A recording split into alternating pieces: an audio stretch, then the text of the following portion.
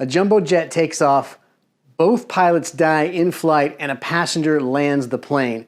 And nobody's talking about it. I don't like to use this channel to talk about incidents or plane crashes. It's a growing trend on YouTube. It's kind of tacky, but nobody's talking about this. It's an amazing story, and I think it deserves to be discussed a little bit. So I'm going to change things up a little bit, and we're going to talk about this incident.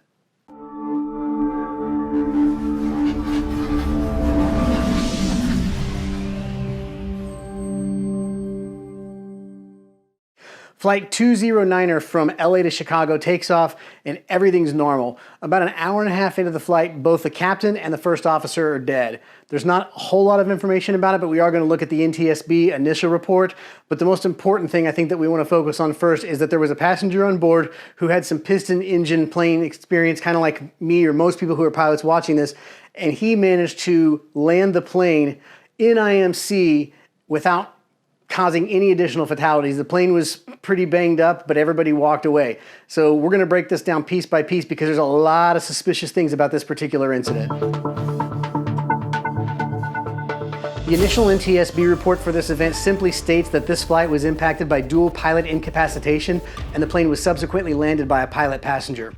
That's nice and all, but I happen to know the NTSB has a whole lot more information than this, and they're just not releasing it. So what I like to do, I went down to the NTSB's headquarters, which strangely looks a lot like the Nakatomi Plaza building from the movie Die Hard, but that doesn't matter. I went in there, hey, and before we continue down this path, I did a video about Trent Palmer's incident with the FAA a while back, and I talked about how I went to the same building to get some information, and a lot of people in the comments told me what I was doing was illegal and accused me of impersonating a federal officer. I wasn't impersonating anybody.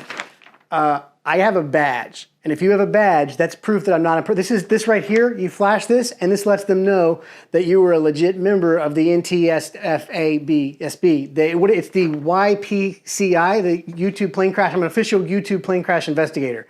Anyway, you have to earn this. This is legit. I'm not impersonating anybody. So, badge.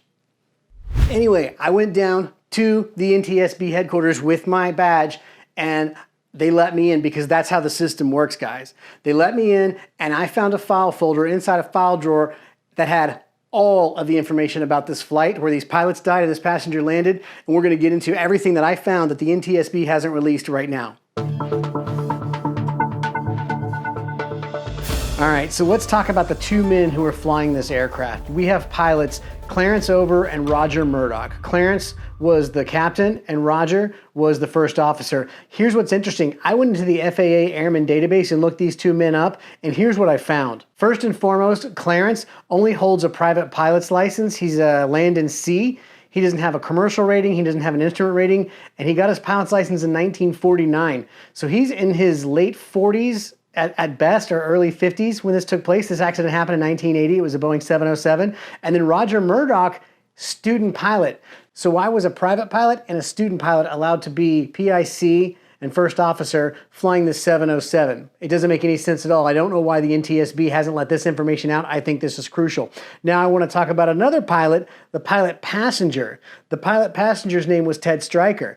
I looked him up and I could not find him in the FAA Airman database anywhere. So Ted claims to have flown in the war over Macho Grande. Yeah, I looked that up, and guess what? There's some deceit there as well.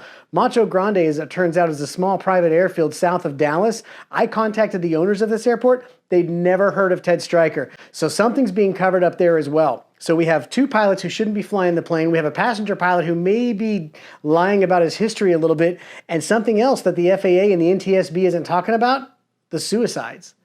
On this flight, more than one passenger committed suicide. Not only that, but an air traffic controller committed suicide as well. It's coming right at us! All right, so we have pilots that shouldn't be allowed to be flying this plane, flying the plane. We have a passenger who lands the plane, and thank God, I mean, he's the hero in the story, but why is he hiding or lying about his aviation history? The other thing I looked into was the two pilots who passed away, and the claim is that it was food poisoning. They both had fish for dinner and something was wrong with the fish. There were instances of other people on the aircraft that had gotten food poisoning as well, but didn't die. They just got really sick. So I'm not sure why the pilots died. And I don't mean to imply that there's some sort of cover up here, but it is a little bit fishy, no pun intended. Another thing I have questions about are the maintenance records. This aircraft appears to be poorly maintained. One record shows that the autopilot only worked intermittently. Sometimes it would start to work and then it would fail and they would have to manually override it in order to get it back working again. There was issues with the parking brake. Trying to get the plane stopped on the ground was a problem. So I'm very curious about how well maintained this aircraft was and if any of the poor maintenance led to some of the issues that we saw on this particular flight. So much like all accidents, this aircraft accident was a series of events in a chain.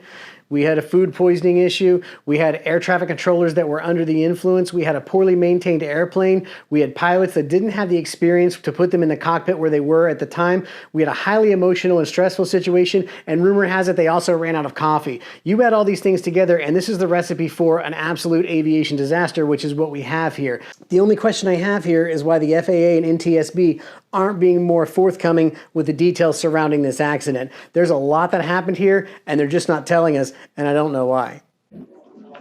What a pisser. All right, guys, thanks for watching. Thanks for sharing. Thanks for supporting the channel. You guys have allowed me to become the best YouTube plane crash investigator out there, and it's an honor to be able to have that position that you guys have entrusted me with on getting you the facts out in these crashes. So I really, really appreciate it. I'll see you guys in the next one. There's so many of these things that happen, and I think it's an honor that you guys have bestowed this upon me to go out and find out the root cause, why these accidents are happening, so we can prevent them in the future. So you guys fly safe, and I'll catch you on the next one.